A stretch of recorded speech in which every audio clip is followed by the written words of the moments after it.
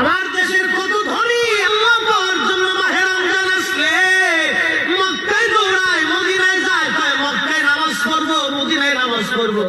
এক রাকাত নামাজে 1 লক্ষ রাকাতের সওয়াব, এক রাকাত নামাজে 50,000 রাকাতের সওয়াব।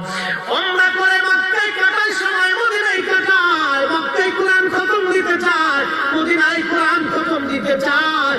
সব মাহে রমজানে অগণিত সওয়াবের আশায় এই ব্যক্তিগুলি আল্লাহর ঘরে হাজিরা দেয়, কিন্তু বাড়ির বসে গ্রামের কত গরিব মানুষ টাকার অভাবে ভালো ইফতার করতে পারে না, টাকার অভাবে কত মা ভালো সেহরি করে রোজা রাখতে পারে না।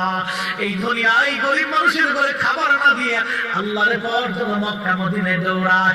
আল্লাহ ডাকতে বান্দা একবার ঘুরে দেখ, কায়দা মতো জুতা দিয়ে পিটামো, আমার বান্দারা না খায় ইফতার করবে, আপনি আল্লাহ পাওয়ার জন্য মক্কায় আইছো, এমন আল্লাহ আমি ধরা দেব না।